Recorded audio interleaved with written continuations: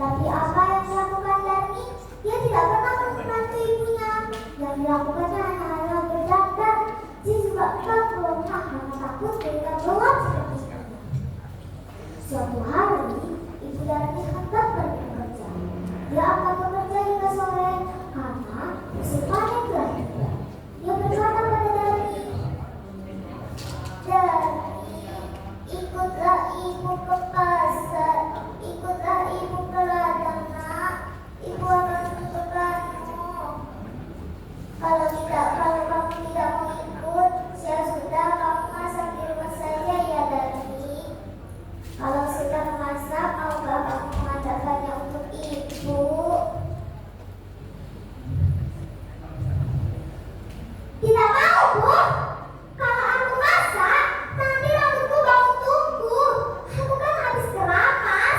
Lalu, kalau aku ke ladang, nanti kulitku hitam. Aku kan habis luluran." Ibu Darmi hanya bisa menggeleng-gelengkan kepala sedih. Di ladang, ibu Darmi bekerja dengan keras. Dia mengumpulkan hasil panen. Besok, dia akan menjualnya ke ladang. Dia tidak mempedulikan barunya kapan. Saat lelah, dia beristirahat sambil minum air putih yang dia bawa. Dia berdoa dalam hati, "Ya Tuhan, hamba sudah ubahlah sikap anak hamba, lepaskanlah dia dari sifat malasnya." Setelah berdoa, ibu Darmi pulang ke rumah. Betapa terkejutnya ibu Darmi. Tidak ada makanan yang bisa dimakan. Darmi tidak masak. Darmi yang melihat ibunya malah marah-marah. "Ibu kemana saja sih? Masa tidak ada makanan di rumah? Aku kan lapar. Seharian tidak makan." "Tadi kan ibu sudah menyuruh masak, nak." "Aku tidak mau, Bu." Darmi meninggalkan ibunya yang kelaparan dan juga lemah.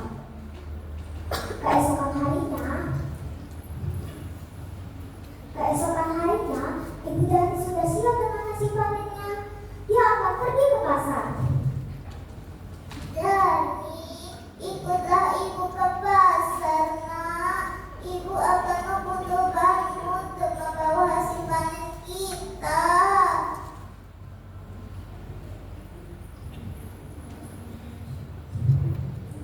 "Aku tidak mau, Bu. Nanti kulitku kotor. Apalagi pasar kan becek. Aduh, aku tidak bisa membayangkan kulitku yang bersih ini ikut kotor." Akhirnya, ibu Darmi pergi sendiri ke pasar.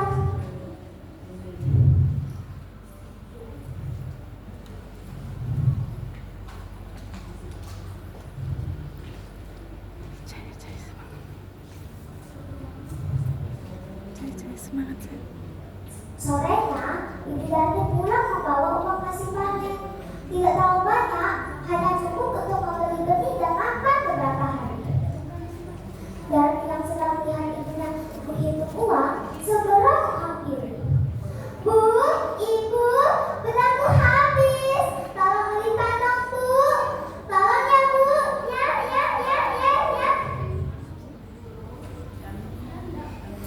"Iya, besok ibu belikan. Tapi kamu harus ikut supaya ibu tidak salah beli." Akhirnya, Darmi terpaksa ikut ibunya ke pasar.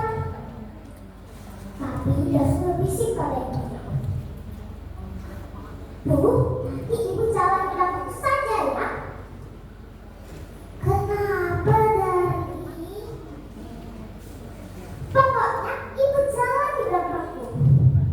Darmi sebenarnya malu mempunyai ibu yang berkulit gelap dan wajah tidak terawat. Tiba-tiba di tengah jalan, mereka bertemu dengan teman Darmi. "Hai Darmi, kamu mau kemana?" "Aku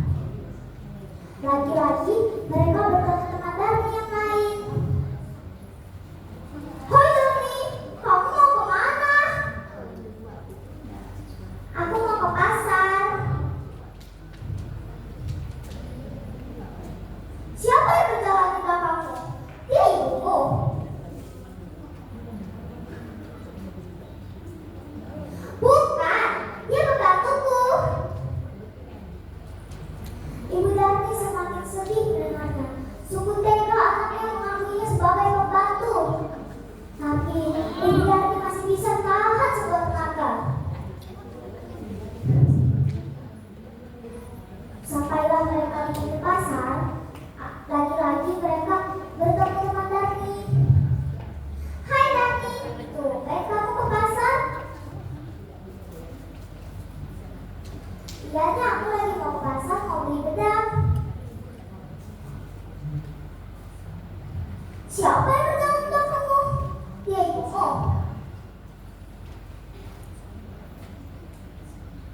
Oh, bukan, dia pembantuku. Ibu Darni tidak kuasa menahan air matanya. Ibu Darni tidak kuasa lagi, maka Ibu Darni pun berdoa. Ya Tuhan, hamba sudah tidak kuat dengan sikap anak hamba. Kumohon kiranya Tuhan menghukum dia agar dia cerah. Setelah berdoa, tiba-tiba Darni menjerit. Bu, kakiku kenapa? Kok tidak bisa digerakin lagi, Bu? Ibu, kenapa Ibu tidak menjawab aku? Dengarkan aku, Ibu. Kaki aku kenapa? Ibu, kaki aku kenapa, Bu? Tolong aku, Bu, tolong. Darni menjerit sedikit demi sedikit. Tubuh Darni menjadi batu. Ibu Darni menangis pilu.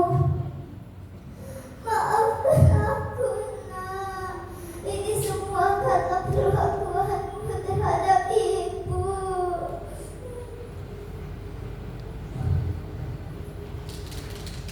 Ampun, Bu. Ampun. Darni janji tidak akan mengulangnya lagi. Darni merintih sambil menangis, meminta ampunan dari ibunya. Tapi sayang, itu semua tidak bisa kembali. Darni tetap menjadi batu. Batu itu akhirnya disandarkan dan dipikirkan